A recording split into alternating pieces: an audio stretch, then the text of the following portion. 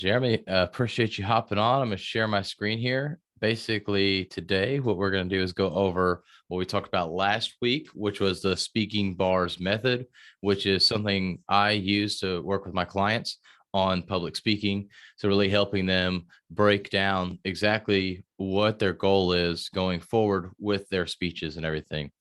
So if you have any questions throughout, feel free to stop me.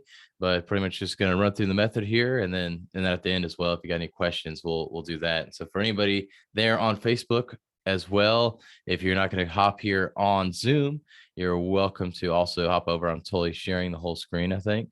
Hopefully you're seeing that. I was trying to hop over. Let's see. I got a comment. Yeah, let's say what's up, man. Thanks for putting the fire there in the comment.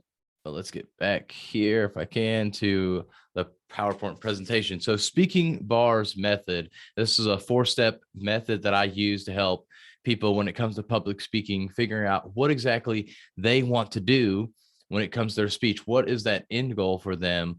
Who do they want to impact, and what kind of impact do they want to leave? And making sure that we leave ourselves out of the equation in all of that, because a lot of people that I've come into contact with over this past year with speaking and public speaking is everybody worries about themselves.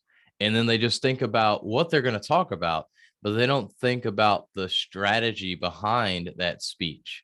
Well, obviously, we need to worry about what we speak about. We do need to worry about that strategy as well. That's something we need to be concerned with, and why it is that we are getting on stage in the first place.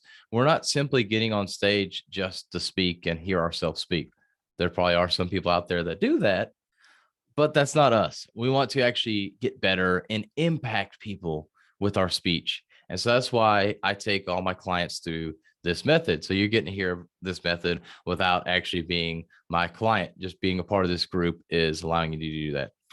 So the very first thing in the speaking bars method is beginning with the end in mind.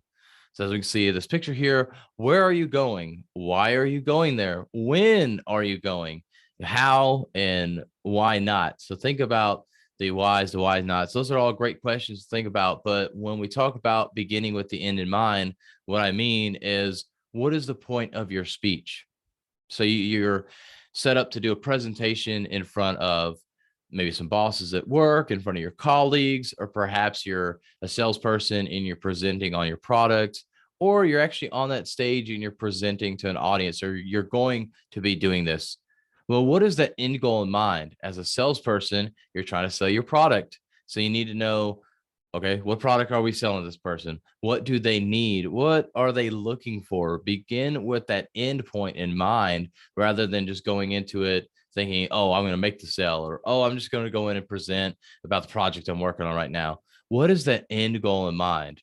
And especially, well, really with everything, but what I noticed in the corporate environment is if you didn't come in with a strategic approach to your presentation, it got shot down 9 times out of 10, because all you did was came in and talked about the what you're going to do, not how it impacts the company, not how it fits in with strategy, why we're doing it, who is involved in that, who it impacts. None of that. All you talked about was the what, which was whatever your product or service is. So you have to think about that strategy and how your product or service, or how you yourself fit in to the end goal for your customers or your future customers or clients. And so that's what we need to do. And that's why I always say to start your speech, when you're doing your speech prep, that is, with the end in mind. And it's also not a bad thing to do whenever you get up to speak, to talk about what you're going to speak about today and what you hope the person gets out of your speech. But that's for another topic. But basically, we need to begin with that end in mind. So start asking those questions: is what is my end goal here? What do I want the audience to take away from this message that I present today?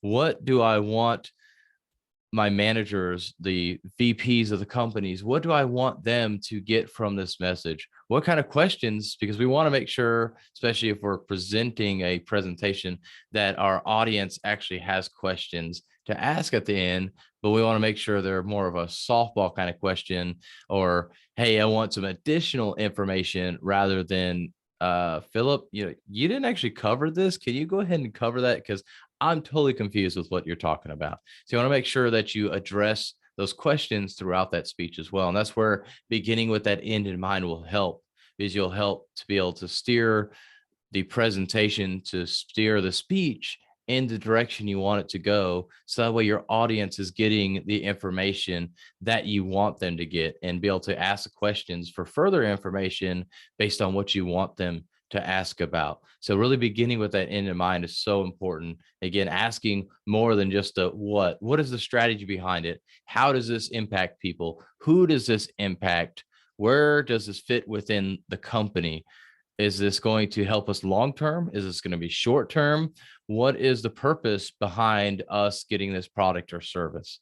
Because there are different factors when it comes to that. We may want something that's only short term, and that's okay, but you need to say up front that, hey, this is a short term solution, and here's what we're going to do. And in the long term, we plan on doing this, but right now we're going to talk about the short term to help us in the interim because we have an immediate need. But here, and then you can talk about the long term later, or even in that presentation or whatever. But know if it's a short term, short fix, or if it's something that's going to be for the long term. So begin with the end in mind. Second part is audience awareness and understanding. So we want to make sure that we are actually knowing who your audience is and understand what it is they want. So I go back to the example of in corporate. If you're speaking with a group of engineers, they're going to want a ton of details on basically the minutia. They want the details on every single thing about that process you're working on. But a VP, they're going to want the overall picture. How does bringing in this product or service affect us as a company? How does it make us a more lean manufacturing company, or help us increase our revenue? What's the ROI on this? An engineer could care less about if it increases revenue, or care less about what the ROI is on it. They want to know, is it going to make their job easier? Is it going to be something that helps them out? And what are those details so they can know when this system breaks down, when you're gone, that they know how to fix it. So that's the difference. You need to know who your audience is and be aware of them and understand what their needs are, because not every engineer wants to know all the details either. You may have a lead engineer that needs to know more higher level stuff. So you can't just put everybody into one lump, but you need to understand roughly what your audience is and who they are, because you're not going to be able to speak to every single person, but figure out who that avatar is, if you will, for that audience, and understand them to be able to speak to them, to again make it where they ask deeper questions and not questions for clarification because you didn't present to them well enough and be able to answer all their questions. We also want to have that audience awareness. As we see within our pictures, this dude looks like he's in the middle of a crosswalk because he has no clue where he's at. And this is what can happen in your speech if you're not aware of who your audience is.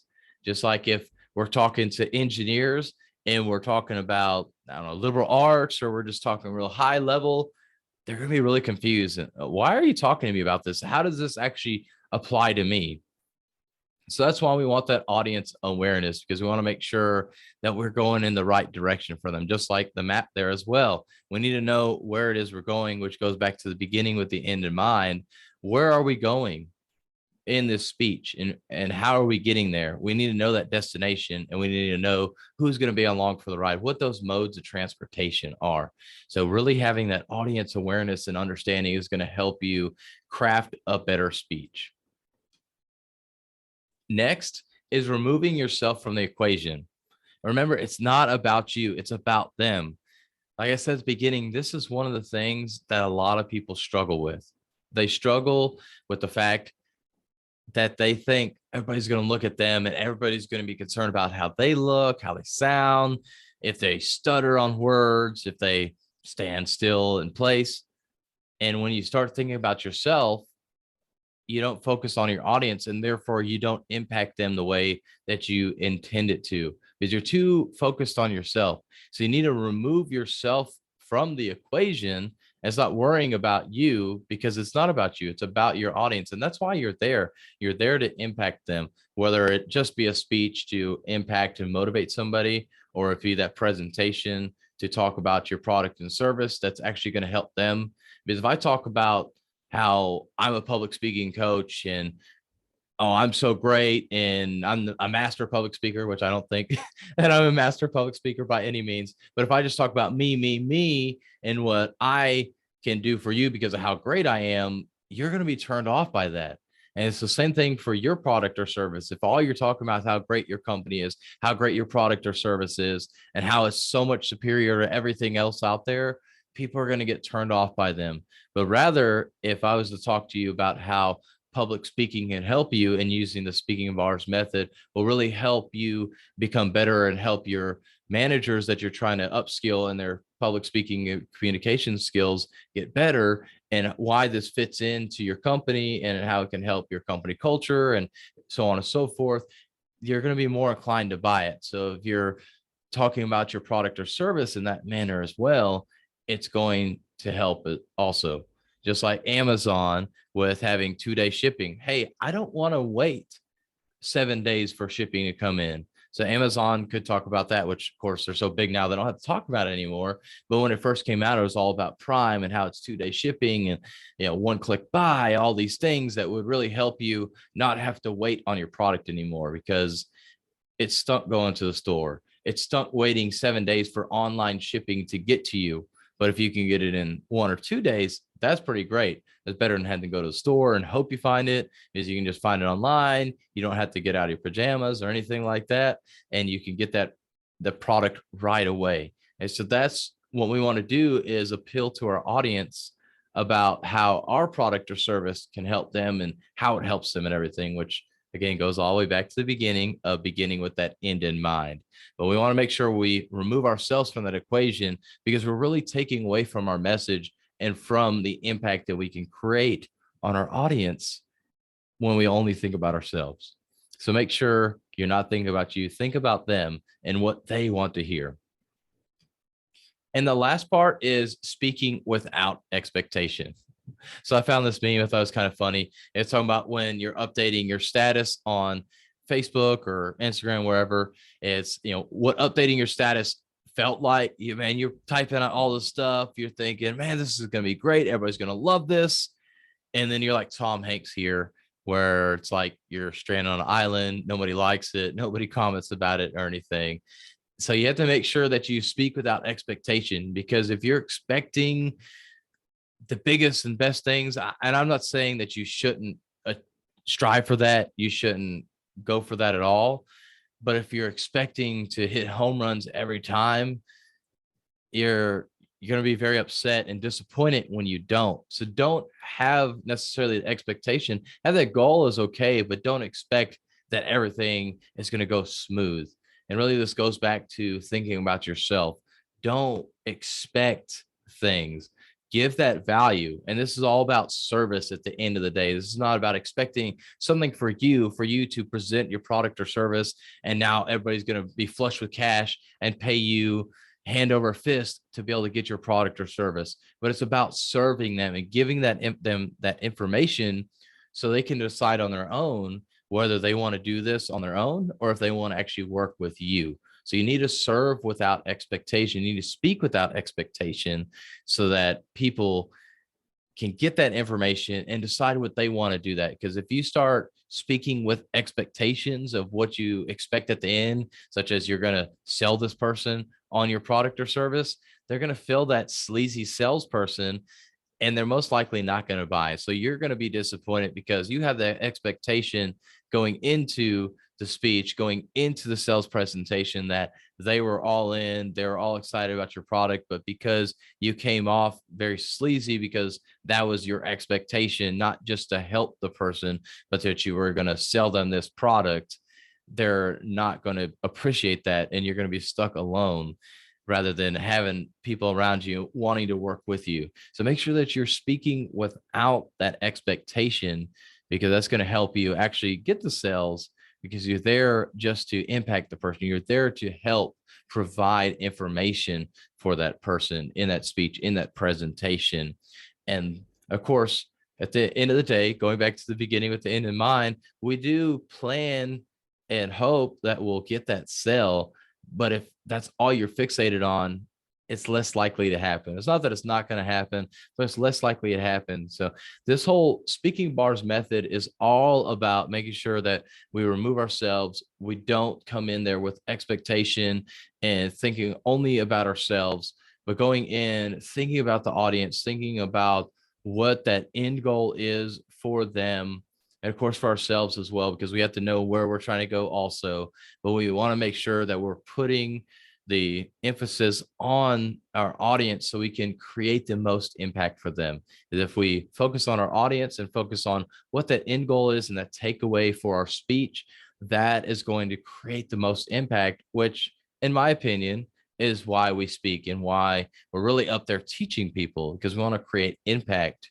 We don't want to get something from them. We want to give as much as possible. And I know, Jeremy, you're in Apex, and we talk about it all time with givers gain. I mean, it's a big thing. It's all about giving, and the more you give, the more you'll actually gain in the end. So if you're giving without that expectation, you're speaking without expectation, you're going to receive more in the end. But that's a speaking bars method. So if y'all have any questions, feel free to ask them. Jeremy, I know you're on here, so if you got some questions, I know you're a speaker yourself already, so I'd love to hear some of your thoughts on this. Well, this is the first time I heard the whole, like, your whole walk through the method. And I love it. I think it's a great idea. I love how it's simple and succinct, and something that speakers should definitely be thinking about. And even though I speak on a decent amount of stages, I always like tools that can help me kind of rethink about how I'm approaching an audience. Especially at this point, some of them are so multifaceted. It's not one, like you spoke about an engineer versus a VP, like those are two different engagements. But if you have a room that has both types in it, how do you facilitate making sure that you're kind of reaching both of those audiences? That was one question I kind of had under the A, just being in that audience awareness and making sure that you're keeping them, that I think A, that they're understanding what you're, and B, that you're actually captivating them enough to stay engaged through the whole time. Yeah, man, that's a great question, actually, and I'm glad you brought it up. What I would do is actually address them both individually. Be like, hey, I don't want you to tune out, but let me talk here real quick to the engineers, and then go into that and just talk about that. And I'm like, all right, now we've talked to the engineers. I know we went into a bunch of details, but let me give you the higher level view here. What does this look like? And then go talk. So let me talk to you VPs, and you address them. And that way you're addressing both those audiences, because you're right. There are times where we will have that, where we have both audiences. What's up, Brent? Thanks for showing up, man. But yeah, I mean, you're right. We'll have both those audiences sometimes. So that's a good thing. And like I said, just really address both of them. I mean, when you're on a big stage, it's harder, but when you're in that smaller presentation, you can address both of them. But when you're on the big stage in front of everybody and it's not an intimate environment, so let's say 100+ people, you're not going to be able to address individuals. And that's where it goes back to the begin with the end in mind, and then your audience. So who is the audience you're trying to speak to? Because you have the end in mind of who your avatar probably is, who you're trying to speak to and impact. And then as you go into the stage that you're actually on, you'll kind of figure out who that audience is based on the host of that event. And based on the hosts and the people that they attract, you'll cater your message a little bit more to them, but you're still focused on who you impact. So like for me specifically, it's more like men that are small business owners. But if I go to a stage that's not small business owners, there's more people that work in a corporate environment, I'll still speak to men, but obviously I'm not speaking to small business owners at that point, but I'll still focus on the men and help them, with public speaking. And for my case. No, I like that idea, that addressing them individually. That's super helpful. Yeah. And that really kind of calls them out too, which is always a good thing, especially in a smaller group setting. Actually you're calling a smaller group, you're not calling the individual out, but that does perk somebody's interest. Like, especially if they also call you by name, obviously where it's just us three here. But if I'm like, hey, Jeremy, what do you think about, and ask you about something specific, you'll be like, oh, and you perk up. You're like, oh, I better pay attention because Philip directly addressed me. It's the same thing if I'm like, okay, engineers, let's get into some of these details. And then you're also giving that other part of the audience awareness that like, hey, I understand I'm not speaking to you specifically, but I need to speak to this group to let them know some details real quick. And right. And I think the other thing that I try to always do is create some sort of eye contact moment with everybody in the room, especially if it's, let's call it 35 or less. I think you can reach each person in the room in a way, just making eye contact. And sometimes it takes a little longer with each individual. Yeah, eye contact is a great thing. If you get those eyes on you, you got to pay attention. Make sure you're not falling asleep. That's a great way to connect. I know, Brent, you kind of came on here at the end. Did you have any questions as far as speaking? No, I was actually on the Facebook thing, and I was like, I'm gonna hop on. It was great overall. It was really, I'm the guy on the highway, lost. So, but no, I mean, it made a lot of sense to me, and something that I'm definitely working towards as a weakness, if you will. Is there anything specific? I know you have to do a lot of sales calls, maybe not presentations necessarily, but I mean, you're speaking to your guys as well that you work with. And I know as you're building out the business and getting other locations, that's a lot of communication that has to go on. I get lost in the structure of the I guess you could say speaking, if you will. The format in itself, as like I just kind of go off on a goose chase. Essentially. Yeah. But get a little long-winded. Miss the point. Yeah, that's where really beginning with that end in mind. What's that end goal? Because even if you do get a little sidetracked, which I think that's good in some instances, especially in those smaller group settings, it's kind of good to go down those rabbit holes. But having that end in mind, where you're trying to end at, is a good way to help you get back, especially if you're in a small setting. And like here, or if I had a lot of questions throughout this presentation here, I can then pull myself back. Okay, I know where I need to go. Where I'm trying to go at the end is really get through this whole method in this case. So this was a very simple presentation, but still I can, okay, Brent and Jeremy asked 20 questions. I answered them all. Okay, let's get back. We're back on track talking about those things. So really, having that, I guess, that structure in place too of what some of your talking points are throughout, but really having that end goal in mind. And then you would reverse engineer about what your talking points are within that also, but which I didn't talk about here, but really having that end goal so you know exactly where to go. All right, Jeremy. But yeah, that's really the biggest thing for you is figuring out what that end goal is for your speech or those conversations that you're having. It's like going in and talking with some maybe an employee that's not doing so well, they're not performing so hot, and you're go in and you have no game plan. You're just like, well, I know they're not performing well, but I'm just gonna go talk to them. You're like, okay, well, what's the end goal? Are we trying to make sure that they understand what they're not doing well? Are we ready to address any questions that they may ask about, hey, well, what do you mean? Because that's going to be on the first questions. What do you mean? Okay, where am I performing poorly at? I feel like I was doing well. Or they may throw you a curveball. Well, look, dude, just a lot of stuff been going on. I haven't talked about it. And you might have to totally change direction and talk about that some, because they may be like, man, I just lost my dog. And you're like, oh man, I'm so sorry to hear about that. And you have to address that. But then you have to also come back to talk about that performance that they're having and how it's impacting the company and everything. So really being able to come in and out of the actual conversation, but knowing what that end goal is at the end of it. So kind of the takeaways that you want them to have. Thank you for that. Yeah, you're welcome. Let's see. Anybody else on Facebook?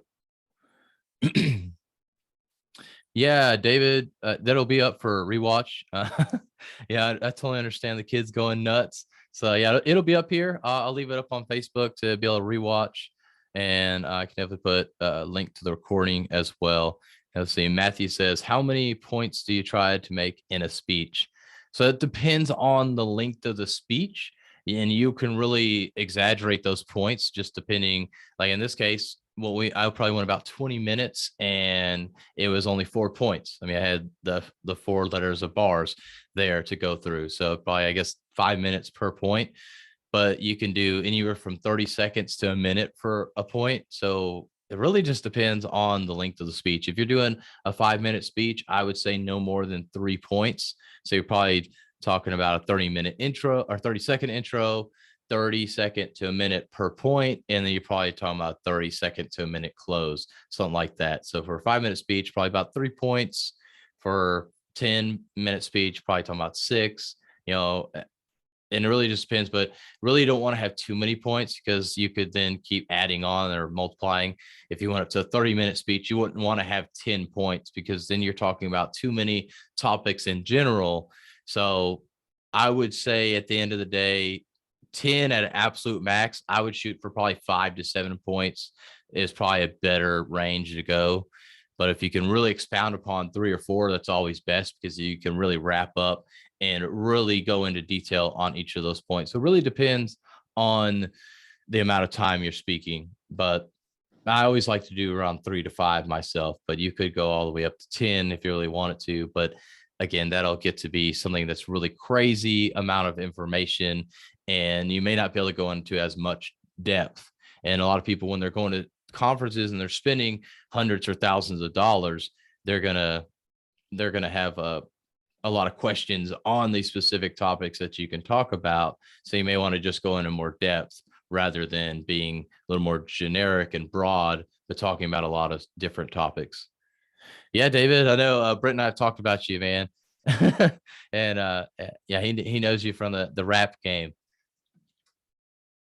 David Chuckman's over there on Facebook, Brent. He's saying he knows you. David the Beast. Yeah. That's what he said too. He said you were a beast, David. Whenever we talked first time, I tried to introduce him to you. He's like, "Oh, I already know him." Is whenever we got a call a while back. So, but if we don't have any more questions, we're here at the end of 30 minutes. Try to keep these nice and short for y'all to be able to go over everything that we recap from last week, and then be able to address any questions that maybe y'all had. So if there's no other questions, we'll probably end here now. Yeah, Matthew, you're welcome. So I appreciate all of you showing up. Yeah, this will be here for you to watch later. Yeah, and Brent, David said he hears the same about you, that you're a beast as well. So looks like I'm in good company when it comes to the rap game. So knowing both of you guys. But I appreciate all of you showing up, tuning in to listen to this. If you have more questions as you watch the replay, feel free to ask them in the comments below, engage in any of the posts, or just even put your own question in the group as well. Happy to answer those. And I'm sure there's plenty of other people in the group that are speakers that can answer to them as well. But with that, y'all have a great night, and we'll talk to you soon.